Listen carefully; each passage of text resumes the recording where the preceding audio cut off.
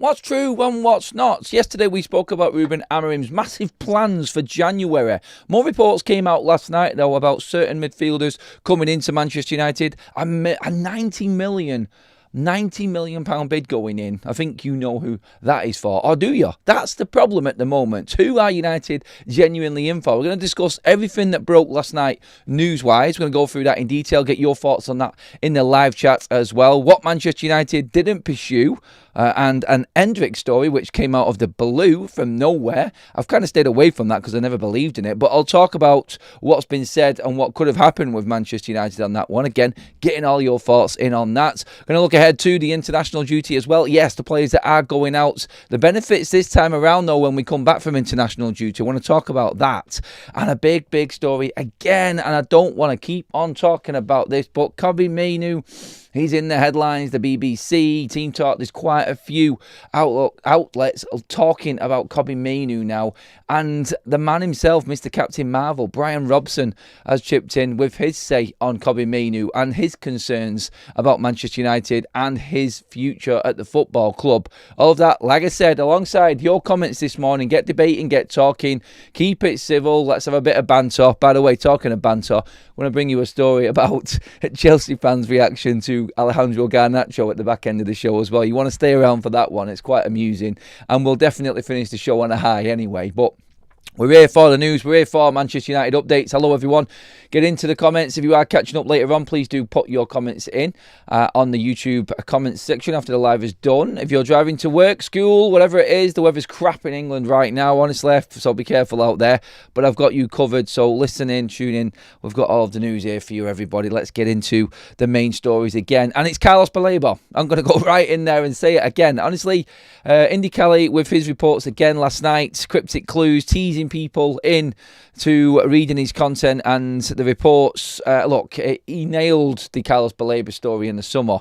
I haven't touched on much of the stuff that has come from that account since then because it has been a little bit, in my opinion, just my opinion, wide of the mark. But he nailed the Carlos Baleba story in the summer before Ornstein did, and Ornstein even said that himself.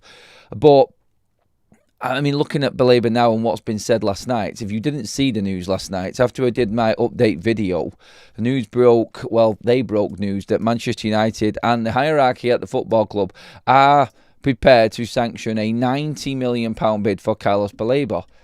It's where it sort of gets a little bit murky watered into and hard to believe. I mean, don't get me wrong, United are in for Baleba. We know this. Romano has pretty much said this. People who are throwing numbers around right now are probably guessing, is my bet anyway. But again, it's just my opinion on this, and I'm just reading you the news that's gone around. But I'm bringing back a little bit of context into this story. The only reason I would read this one out this morning is because of what happened in the summer. And we know with everything, like I just said, that everyone's reported, Manchester United want a midfielder. They will buy a midfielder in January if they can. And more and more reports are circulating now because Manchester United could be doing business in January. Like we said yesterday, Romano said that Manchester United are already talking about what they can do in January. Ruben has openly said that he wants to do business in January.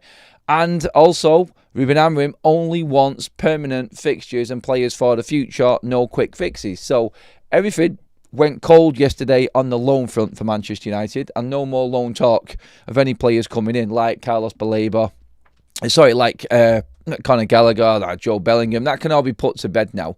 I don't think Manchester United are going to bring in a player like Hayden Hackney from Middlesbrough. We also discussed that. It's another linked player to United. You've got Angelo Stiller there as well. Bouade from Lille. Potential signings for Manchester United in the January transfer window. Both players competing in their first teams, respectively, for Lille and Stuttgart in Liga and the Bundesliga, and the European competitions that come with them as well. So it's difficult to get them players away. There is, however, one player that you could probably say Manchester United were definitely in for that doesn't have any let's just call it European commitments or any other competitions that might keep him at his current club ahead of moving to United in January. That's Carlos Baleba. He's the only one. Obviously, Adam Wharton competing in the Conference League for Crystal Palace. Elliot Anderson competing in the Europa League for Nottingham Forest. The two other midfielders, Instiller and Buadi, also competing in European competitions and in their domestic leagues also for their clubs. Could you get them players' heads turned and get them over to Manchester United? Look, things have happened before. Manchester City have shown that in the January transfer window, business can be done last season. Gonzalez, obviously, Mamouche as well, coming from Frankfurt. Big deals for them as well, and big moves happening. I look at Brighton, I just don't see Brighton budging. I'm going to be completely honest here, and I'm not looking to burst bubbles. I'm not looking to say that we cannot get Carlos Baleba. I think we can. I just know how Brighton work and operate. And I do think there is an element of guesswork going on here with a lot of journalists as to what's actually going on. There is pure, genuine report in this, and there is a possibility that this could happen for Manchester United. I'm not dismaying. I'm not dismissing it at all. But I tend to think now, looking at it, if there was a player Manchester United were going to go and spend big money on, because I don't see us doing it on two of the players. I would like us to do it. Don't get me wrong. I would like us to do it. I see it being a Buadi, a Stiller, and one of the three. Again, just my thoughts from what's being reported throughout the media for Manchester United. Whether or not you can get that done in January, I don't know. Manchester United are open to any offers that they can get done in January because it would help this season. And of course, then you don't need to integrate a player into the carnage of the summer, which is the World Cup. Not much game time. Everybody not being ready for the start of the season. And I think I get it. I do get it. Where you can make a deal happen in January, sometimes I think it does help. It does help players coming in. And I know you could say, look, you're throwing them right into the mix. You're throwing them right into the middle of a season. But they've been playing as well. They've been playing at their current clubs as well. So fitness is there. Sharpness is there. Match fitness and everything like that is all in play. They've all been playing continuously. You're not really bringing them into an environment where... And do you know what? Sometimes you could say summer's the right time to bring in. You get the pre-season. You get them to work on certain things. But Manchester United are looking for very, very specific characteristics and details in certain players now. They're not going out picking anybody. The recruitment team is bang on point. So when they bring someone in January, if they do, if they do bring someone in January, then you know that player is right for what's necessary right now in terms of temperaments, mentality, the characteristics, bringing something different like we've spoken about before. So I look at that and I would say that definitely is there with everyone we're looking at right now. Buadi is the only one, being the young 18-year-old, that I would say hasn't had as much experience as the others. But then again, Carlos Baleba is only into his third season now at Brighton at age 21. Buadi's 18 and into his second full season now at Lille. I know it's the Premier League and it's Ligue 1, and there is a big difference. But in terms of first-team football, every single one of these midfielders are ready to go. Fitness-wise, bang on the money, and we're not worrying about that like you would in summer in terms of integrating. Sometimes I think it could possibly be awkward, spending a lot of time away from home and going out on tour with a brand new team. It can be a bit daunting. So, look, summer transfer windows are the better transfer windows. I'm not saying they're not, but I'm just trying to put a case forward for January still being a good time to buy a player. And if you can get a deal done in January, get it done. Because there's other clubs that won't be in as financially secure position as you are. Like, for instance, Manchester United, we don't know how much money was left over from the summer because we're still in the same financial year. For instance, we sold Garnacho for pure profit right at the end of the window, and we only really spent £18 million of that on the likes of Senna Lamens. How much is left? How much are Manchester United saving from the actual wages that we have got off the books of Rasmus Højlund, Andre Onana, Jadon Sancho, Marcus Rashford? We've not even brought in the loan fees yet for Jadon Sancho. That's undisclosed. So there's a lot of money there for Manchester United, I feel, still to spend if the right deal was there in January. And I think there is room for a structured transfer, as in obviously instalments, to make in January. I think United have got the money, but They are going to try and still get the best deal that they possibly can, which is why it's hard to see Brighton letting Baleba go. It's hard to see Brighton agreeing to a deal that they think is sufficient in January.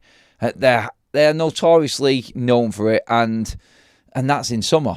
So God knows what it's going to be like in January. Look, they may see an opportunity right now. Look, I don't know. Brighton may look at Carlos Baleba's form and in and out and think, you know what, if someone comes in with the money in January, we'll take it because they might not bid as much if Carlos Baleba continues on this form.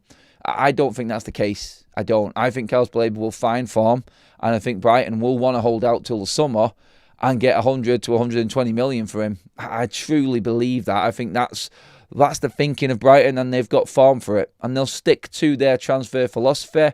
And Manchester United are going to have to succumb to that, I feel. Which is why I'm very, very sceptical about Baleba coming in January. Where I see how it can happen, I can also see how it can't. And that, at the moment, is outweighing the, let's just say, the Baleba not coming is outweighing the Baleba coming.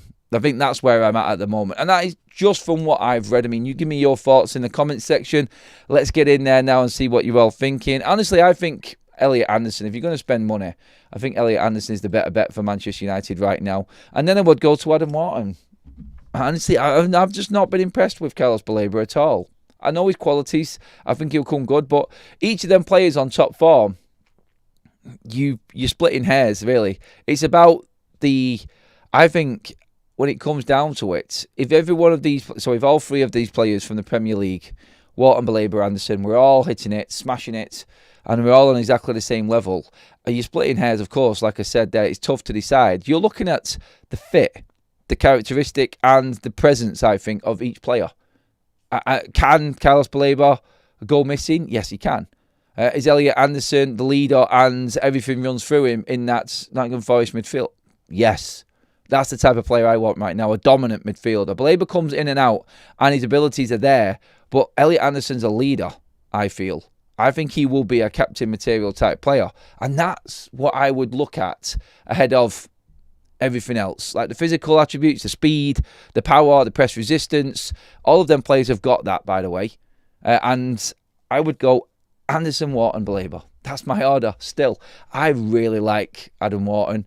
I can't get away from the way that he reads the game. I know he's not probably as physical. Look, all Premier League players are physical. All footballers are physical. They know how to use their bodies. They're trained to do it. So, and the way that football works these days, and how the players are protected in the physicality factor in the Premier League and stuff. If fouls are given all over the pitch. Look, I'm not making a case to say that Wharton is slight compared to the other two and he's not as physical. Probably isn't to look at, but don't count out Adam Wharton for his strength. The best thing that Adam Wharton has got is reading of the game, composure and passing. That man has got that in abundance. I love Adam Wharton. I think he's a fantastic player. Anderson would be captain material, I think, for United. I think that's how good a player he is. And I think Wharton next to him, yeah.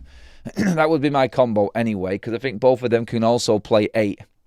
Anyway, let's get into the chat. Let's talk. Robbie, straight in with the super chat this morning. I would pay over 100 million for Anderson. That is a big shout there, mate. He also backs that up by saying, Baleba, no thank you. So mine made up for Robbie then. Give me your comments on that, everybody, as well. Cheers for them 2 super chats there, mate. Arman Manny, make sure that you hook up with Stu over in Australia, Manny, mate. He's there now. I think he's in Melbourne, actually. But I hope you're doing well as well, Stu. All the way over there on the other side of the world. We have plenty of sales to close, and I think we will focus on closing those deals in January. Summer, we go hard on buying. I don't think we will, Manny, mate. I think we're struggling in terms of closing deals out in January. There's nothing really that we can do in January, in my opinion. I'm going to move on to that next, actually, and the other stories that are coming about. Baleba is having second-year syndrome. A lot of young lads go through this. He will come good. Don't give up on him. I don't think anyone's giving up on him. I think he's just up against 2 other really good midfielders. That's the conversation, really. They're all great. And if we sign one of them, I would be happy. I would still be happy if we sign Baleba. I think he's a very, very good player, and he's better than what we've got. And I think he would thrive with a bit more leadership around him. I do think that he is he is a quality player and he would make Man United better. But he's up against two other top midfielders. That's all the conversation is, really.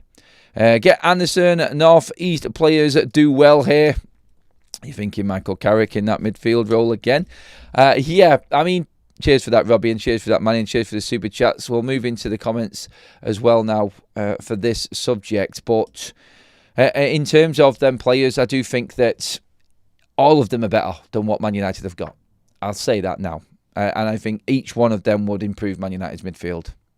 Can I have two, please? That would be nice. I don't blame Mainoo and Xerxes for leaving. Amorim keeps playing his favourites, Dalot, Ugarte, and Bruno. In terms of Dalot, I mean, Dalot's got nothing to do with Xerxes and Mainoo. I get what you mean with the other two. Ugarte is a 6. He doesn't trust Mainoo in a 6. And Bruno is actually playing all right for me at the moment. I'm still not dropping him for Mainoo.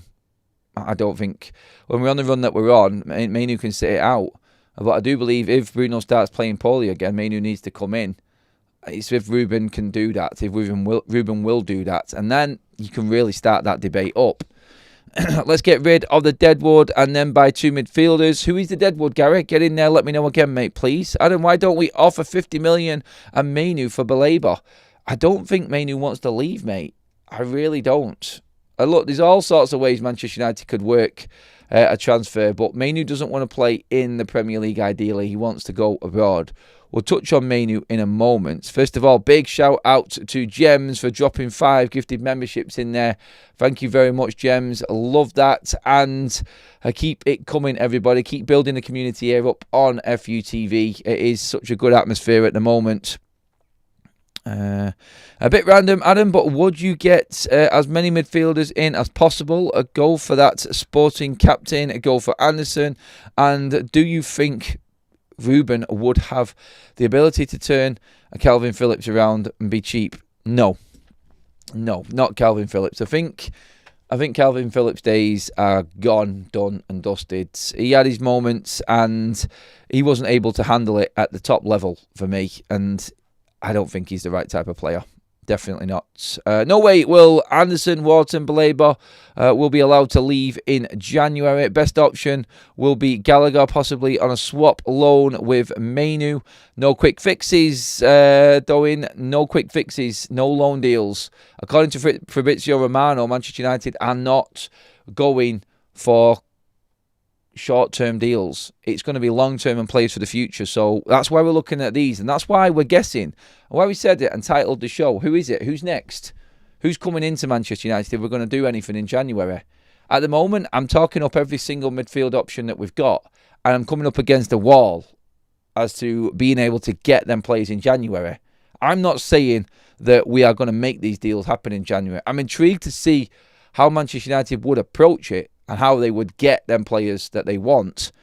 And I don't think anybody is dismissing how difficult it is to get players in January. I've just said it. Out of all of the midfield players that Manchester United have been linked with or talked about, there's only one that isn't in the European football right now and is going to Manchester United to compete for less.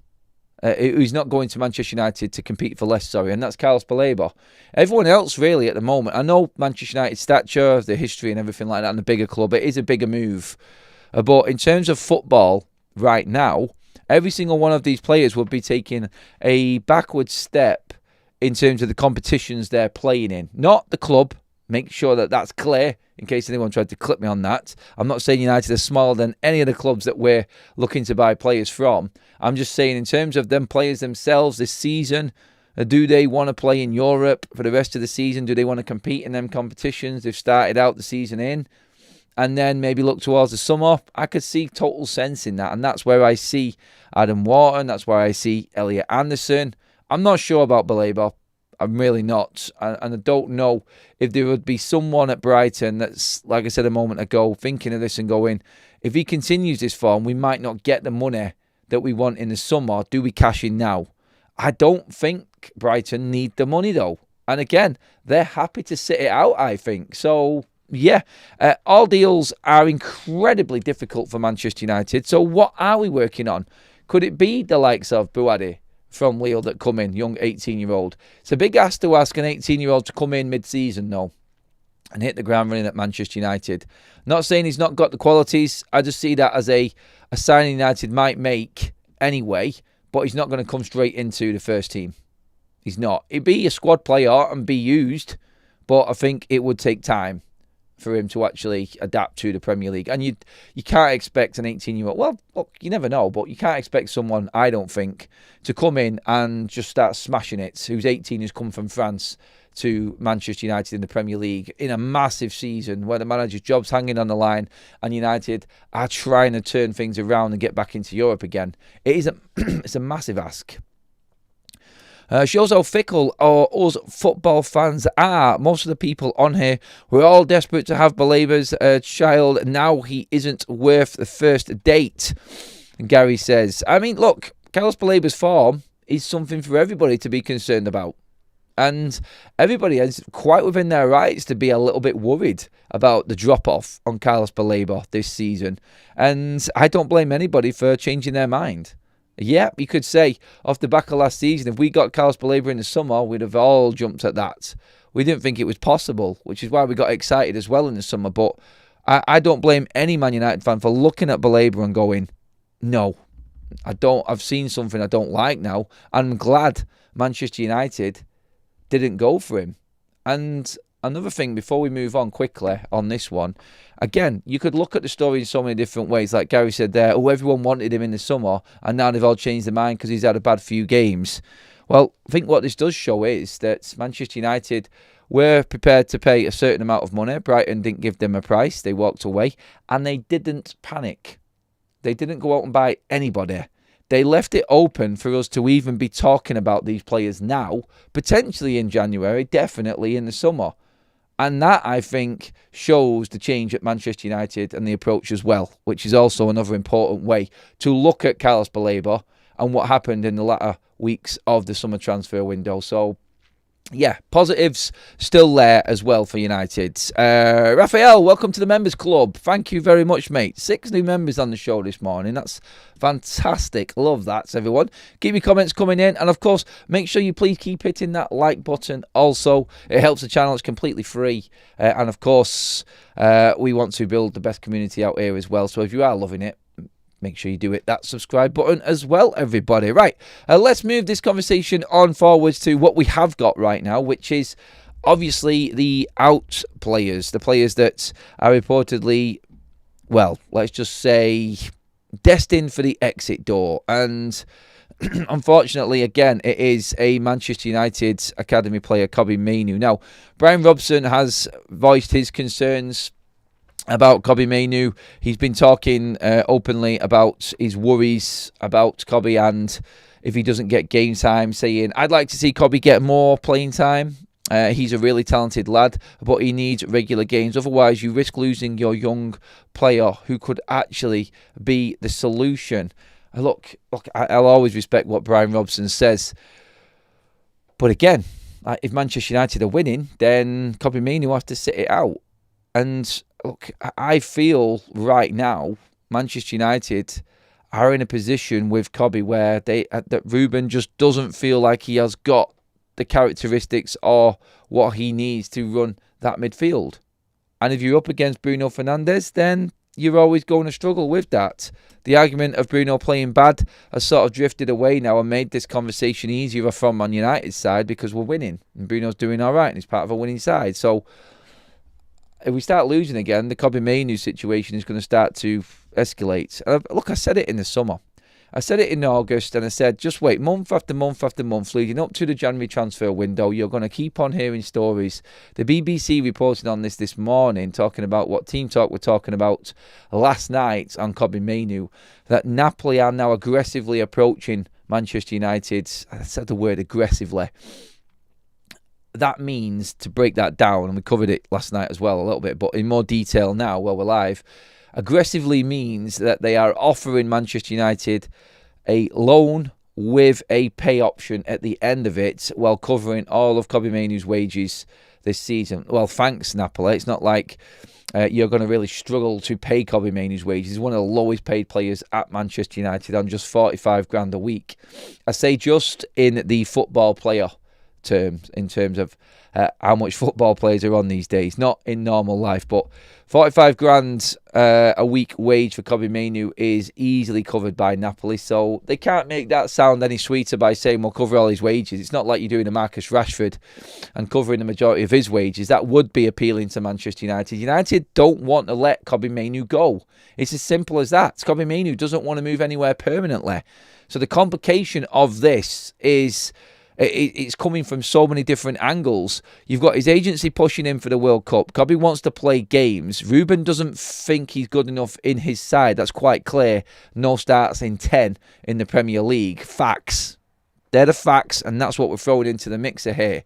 Napoli want to take him on loan, which fits Kobbie Mainoo's situation, but they want to put an option to buy, which doesn't fit Kobbie Mainoo's situation, because he wants to stay at Manchester United. But while Ruben Amorim is doing well at Manchester United and all of the fans are on board with it, Kobbie Mainoo really doesn't have a leg to stand on, because if he goes on loan, he's still coming back to a situation in the summer where United are going to have bought the midfielders that we're talking about at the top of this show, and they're going to be ahead of him again. So realistically, Kobbie Mainoo needs to make his mind up and say, right, it's a permanent move or nothing. The loan right now is what we all want, because we're clinging on to the hope that Kobbie Mainoo might still have a place in Manchester United's side. We are hoping that Kobbie Mainoo can turn it around at Manchester United. But it's not going to happen while Ruben's there. We're already talking about bringing in 2 to 3 more midfielders, and Kobbie can't get in the team now. Look, it's hard to take. The reality is horrible. We don't want Kobbie Mainoo, like Brian Robson said, to be leaving Manchester United and being a success somewhere else, because he will. But he just doesn't fit. And there's nothing us fans can do about it. It's football, unfortunately. And Kobbie is a victim of Manchester United, how the club has been run, and I think clearly now, while United are trying to turn things around, he is the victim of that. And I'm not going to say that United are making a mistake here, because they're having to deal with everything that's gone on before and try and turn this ship around. And there are going to be people that fall by the wayside. I actually do believe that Kobbie will be one that falls by the wayside now. I don't see how. I can't. I'm arguing points here. I'm he's working his ass off in training. We know all the stories that are going around. And the more and more I talk about it, and it happens nearly every week now. We've talked about Kobbie Mainoo on one particular show every single week. And it's going to continue happening. We're just going to get more detail and more stories coming out. And the longer it goes on with Kobbie not playing game time, I think the more his agency will start to push the negative and start to push on Manchester United. I think what the club are doing are releasing bits of news to the media about his attitude, which is exemplary in training. He's grafting, he's working, he's not causing any problems. But his agency are going to counter that by saying that Manchester United and Ruben Amorim are not giving him a fair crack at the whip. They're not giving him the opportunities where other players who are just performing as bad are getting in ahead of him. Look, agencies just want him on the pitch. They don't care about where he plays, what he does, and how he performs. As long as he's on the pitch, they're happy. So forget them. Put them aside. Yes, they've got to think of their client, and they've got to think the best future for their client, because the best future for their client is the best future for them. And that's it. Manchester United are looking at this from the football side of things, and I said it before. Well, Man United are winning. Kobbie Mainoo really isn't important. It sounds really selfish. It sounds horrible saying it like that, but you know what I mean. You know where I'm going with that. And unfortunately for him, he is going to be a victim of Manchester United's past 10 years, where the club are at and what is necessary right now to turn everything around. And that is believing in Ruben Amorim and the team that he wants to pick. And if United keep on winning, then Kobbie's going to fall. God, it still pains me to say it. It really does. I don't want to talk like this at all. But you're all thinking that I'm just saying it, and you know what I mean by it as well. And you have to be honest with yourself. I cannot see where Mainoo fits in his system, says Robert on a super chat. Like I just said, it's exactly that. Let's get into a few more comments on this as well. What about Statch? Great player. And I've already said that's from Ant in a super chat. Let's get some more comments in as well. Graham says... Oh, sorry, no, he was talking to Manny on that one there. Keep your debates going in there on the chat as well, everybody. Let's see what else we've got in here as well. But weren't you saying that Kobe has to put the team ahead of him and do whatever Amorim wants? Yeah, he does. But he's still going to be a victim. Doesn't change. Look, if you're a winning side, look, why are we forgetting what Manchester United are? Every single one of these players needs to look at Manchester United and say, these are the standards. Ruben's trying to set standards. You can be in Man United's squad, but not play. You're fighting against quality players. There's not one player that warrants a place in this side. And you can bring in the argument into Bruno in that as well. And Kobe has to do everything that Ruben Amorim wants him to do. And he is doing in training. And he's not getting the game time he wants. At that point, you've got to make a decision for you. But Manchester United not being in Europe hasn't helped anything. Kobe would have had a lot more game time if United were still in the Carabao Cup like we should have been and in Europe like we should have been this season. He would have had so much more game time. But that's what Ruben's fighting against as well. Weird circumstances that are not normal. Not normal for Manchester United anyway. He's trying to uphold that standard at United where you're always in competition with a better player or someone just as good as you. And there's no guarantee you're going to play. You're at Manchester United. But without the competitions, without the other cups that we can't play in now, that's difficult. And that's why this, I think, is getting... This situation with Mainoo is getting to the point where it is. I really do. Hi from Portugal. Hello there from Portugal, Nuno. Clearly, Mainoo doesn't have enough quality to make a difference. Manchester United only play one game per week. No space to use Mainoo. Yep, just said exactly the same thing. Let's see what else we've got in here. There's loads of comments coming in. I don't want to sell Kobe in case a new coach that plays more midfielders comes in. So let him grow in Napoli with Conte and decide whether to sell in a couple of years if he does a Scotty. You can loan him out, but like I said, from Kobe's side of things, look, we're there wishing that Kobe comes back into the side, and in them wishes, that means Ruben Amorim's gone. Because we know in the summer, if Kobe Mainoo goes on loan to Napoli now, come the summer, if Ruben Amorim is still here, which looks likely, then Kobe's still not going to get in the team. And we can't wait a couple of years. We can't just keep loaning Kobe Mainoo out. His contract is going to eventually come to an end. So we can't look 2 years down the line. United don't want to give him a contract. Ruben doesn't want to play him. It's a really awkward situation. And I don't think there is a good outcome in it. I really don't. I think there is a clinical decision that needs to be made, and that's going to come from Ruben Amorim and Jason Wilcox, I think. Just going to bring up some more on Kobe Mainoo, just looking through it just to see. Yeah, lots of people talking up the BBC report this morning and Team Talk story on Kobe as well. It's an awkward one. It's not nice to talk about. It isn't. Someone's just put up an interesting stat on Luke Shaw. This is actually proof of a change at Manchester United as well.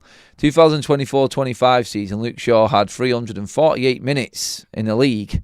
2025-26, this season, 10 games in, 484. So he's had 500 more minutes already this season, Luke Shaw. Times are changing, people. They certainly are. I need to get into the other news as well, just to go through everything. Keep your comments coming in, please, everybody, on all the subjects we've already spoken about this morning. Let's go with that. Quickly, actually, a couple more. Sell Mainoo, whoever the manager is, he's too slow to play in the central midfield in the Prem. Bruno and Amorim have said it themselves. He isn't mobile enough, which is why he's not going to play, probably. Yes, Manchester United were interested in Hendrick. Can you believe that story? Yeah, that is it's a real story apparently, and that was going around over last night. And it's come from ESPN Brazil. Manchester United showed interest in signing Endrick on loan, hoping to include a buy option in the deal. However, Real Madrid immediately rejected the proposal, while Lyon agreed to proceed without a purchase option. So it looks like Lyon are trying to loan out Endrick. Manchester United wanted a permanent deal in it as well. Lots of other stories coming out as well. I'm just going to run through as many as I possibly can on this right now. The Mail reporting, Emi Martinez was reportedly so convinced he joined Manchester United this summer that he told friends about the move, only for United to pivot to Senna Lamens and inform his agents they were no longer pursuing him. That'd have really miffed you off, wouldn't it? Remember the story about Emi Martinez when it came out, actually, that it had to be a deal alongside Sancho going on a permanent. I think Villa seen through that one and seen through United. United were really chancing their arm in hoping that Villa would take Jadon Sancho on a permanent deal. My God, that guy is a complete and utter waster. What a waste of career, that guy. And it just goes to show, bad attitude gets you absolutely nowhere in football. And I think is proof that no matter what talent you've got, people are looking past that now. Coaches and clubs are looking past that. They're not willing to accept that some players can be difficult and a bit different. You have to change. Marcus Rashford has done it. Jadon Sancho refused to.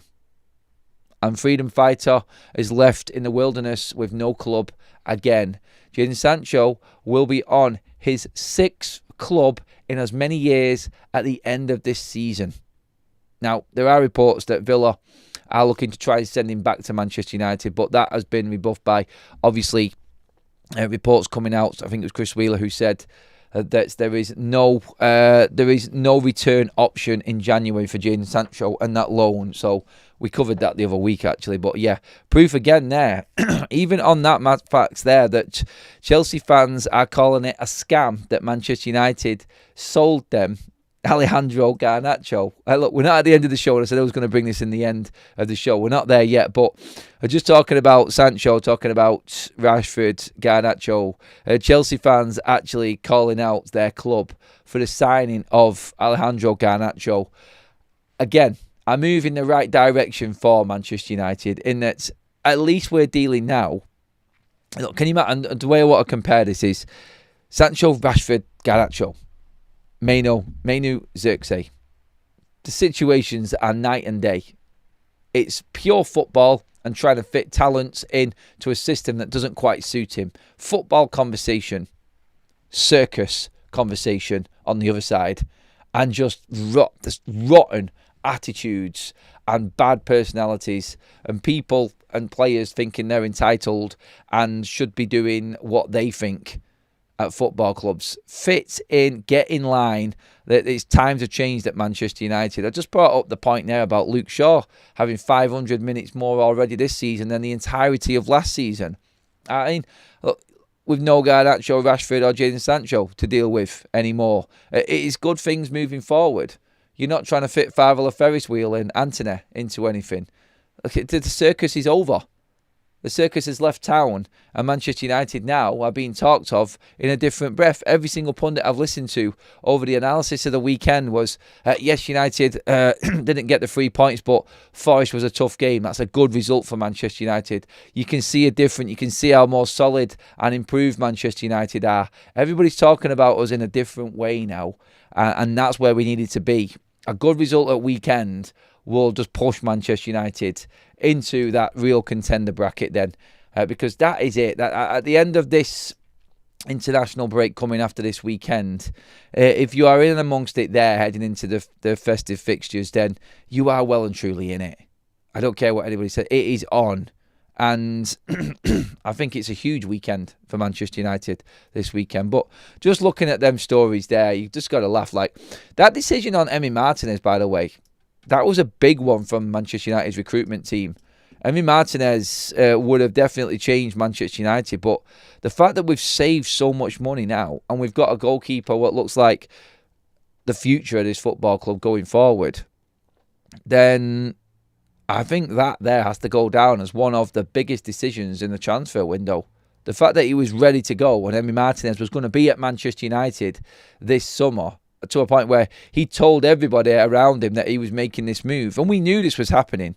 We knew that Manchester United were talking to Emi Martinez. But United to go with Lammers, that is a huge call, by the way. And the more you put it into perspective, the more you start to realise Manchester United were under a lot of pressure this summer to make that call. And this could have backfired so much. So I was saying it myself. I wasn't convinced by Senna Lammers. I didn't know enough about him. I knew that we had a Prem-proven goalkeeper ready to come in that would have transformed Manchester United. But Senna Lammers has done exactly that at half the cost for Manchester United and more of a future. What would Emi Martinez have been? 3 years. And my argument for Emi Martinez was, you've got Vitek coming through in a few years. He can be the understudy to Emi Martinez. Keepers have got longevity. Now we're looking at Senna Lammers, and you could be looking at a decade's worth of goalkeeper just there already at United. And that decision and them sorts of decisions are what we're going to be expecting now going forward at this football club, I think, for Manchester United. Positivity is the name of the game. Right, let's get some more comments in. Thank you, everybody who has been dropping super chats. A couple more have come in from, first of all, Lee. Thank you very much. I still go for Baleba. Class is permanent, a form is temporary. Remember, this is a young lad that was disappointed. Look at Bruno in the summer when the Saudis came. I'll never forget. He's much older still. Cheers for that, Lee. At least we got decent money for Garnacho, says Robbie, with a laughing emojis underneath that comment as well. We did get decent money for Garnacho. And I said it all along. Remember the conversations through the summer. 40 million, 45, 40 to 50 million. Get him gone. People were saying he's 70 million. How are we letting our players go? Manchester United swam the channel with getting rid of Garnacho. We really did. We hit the jackpot in getting rid of that kid and having the finances from it to invest elsewhere like we're talking now. Then that money from Garnacho goes a long way for Manchester United in terms of the pure profits. And that, I think, is why Manchester United might be looking at potentially bringing somebody in January. I think that deal was big, so many different ways. But also on top of that, think about what Manchester United might not have had to spend if we didn't buy Senna Lammers and we got Emi Martinez. Think of that and like how much United have saved on certain deals at the back end of the summer transfer window. That's also opened up this January one. Let's wait it out 6 months, Manchester United have said, and let's see if we can come back and and take one of these players that we want later on in the year. Later on, also early into next year, with it being January, of course. But you see where we're going. Certain decisions have been made, and I think we've got the right people making them, and that's the difference. And we're starting to really see the results of them calls that were made in the summer. Now, I think this season. So, yep, looking very, very good. Andrew says, Sancho continually gets top clubs. He is only 25. I think his luck has run out. Where will he be next season? Mercurial at 29 playing in Mexico. Maybe a lesson to younger players. Not maybe, Andrew. You're right, mate. Definitely a lesson to younger players. Spurs away is one of our biggest games so far. We have to win versus teams that are competing for the same top 8 places. Sunderland and Bournemouth. Palace won't have a squad depth and will drop off. Tottenham. Oh, I don't want to jinx it. Honestly, I am. Loads of people have spoken to me privately about Tottenham. Loads of people have messaged me this week on the videos after the lives have finished and on other videos I've done already this week, and saying that Tottenham is a difficult game to call. It's a 50-50 game. There's no way we can sort of say how this game is going to go. Like Tottenham playing in Europe this week, it definitely helps Manchester United. Definitely as well with it being an early kickoff on Saturday lunchtime. Less preparation time for the Spurs lads to get ready for this game. I know they're playing tonight. I know it is It is tonight that Spurs play, I think. It is. But or is it tomorrow? Someone will tell me in the chat, actually. But let me just double check. I'm pretty certain Spurs are playing tonight. Yep, tonight, Copenhagen at home. Damn, it's at home. Never mind. Well, look. I hope, hopefully, Spurs win. I hope Spurs win, because then the pressure is off a little bit, and they go into that game with less of a bit between their teeth as to turning things around. That's how I look at Spurs right now. I look at Spurs and say, I would rather them be playing well going into this game. I don't want there to be any unrest. Apparently Van der Ven and Jed Spence have apologised privately now. And that whole spat that was there at weekend. Look, the home fans are booing Spurs at the moment because they're just not winning home games. I think they've won one game at home all season. And losing their 5th straight game to Chelsea in a row at the Spurs Stadium isn't going to help things for the Spurs fans. But yeah, hopefully they beat Copenhagen tonight and things have settled, because I'd rather play Spurs well, they're actually, let's just call it, well, they're all right. I don't want it to be like backs against the wall, because they come out fighting against Manchester United. We always have this scenario. Sean Dyche's first home Premier League game was Man United. Spurs in turmoil. Thomas Frank needing a home win and he gets it against United. It's the story all the time when you're a massive football club like United. And you have to have that temperament and the right mentality to deal with it. Ruben has alluded to this continuously already in saying it's about handling the environment, knowing what's going on, knowing how every single tackle, how every single ball or set piece is going to be cheered by the fans in hope that something will change and they can take down the mighty Manchester United. That's what United have to deal with every single week. And it's a hard game every week for United. You can't use it as an excuse. You just got to deal with it. You just got to say, look, we are going to be up against it again this weekend. That's your life as a Man United player. Every other big club around the world has to deal with exactly the same things. And you need absolute mentality monsters to handle what's coming. There are certain players at the moment that haven't got that in Man United. Starting 11, not just the squad, the starting 11. And until we win that out, we are not going to be competing. But I do believe we've got enough of them mentality monsters in our side to keep us up there in the top 6, in the top 5. Potentially top 4 eventually. You never know. Depending on what happens in January, maybe even. But we've got enough to be back in Europe next season. And Europa League has to be a target for Manchester United. It really does. So, yeah, looking at that, I think, again, Ruben will be setting his players up, preparing for an incredibly tough away game against Spurs. And I think he'll be telling them that they're going to be gunning for him and there is going to be a massive Spurs reaction. Manchester United's record against Spurs at that stadium as well is crap. So we're up against it. We are well and truly up against it. And I don't care how much turmoil Spurs are in. I don't care about their form. I don't care about anything. It's Man United and it's going to be hard. These players have to adapt to that and that intensity every single game. We're getting there. Slowly but surely we're handling it. And as long as our home form stays, then we're always going to be in with a chance this season. So I'm happy that we are 4 wins in a row at home. I think, again, when we come back from the international break, we should be beating Everton, which is good also. On that as well, Matheus Cunha and Casemiro have been called up onto international duty. Damn it. I know, selfish Man United fan again. I just don't want them overplaying. But the beauty that Manchester United have got, it's annoying for us as fans that we have to wait longer. But Manchester United playing on the Monday Night Football when we come back from international duty is one kick-off time I don't have an issue with because of the internationals.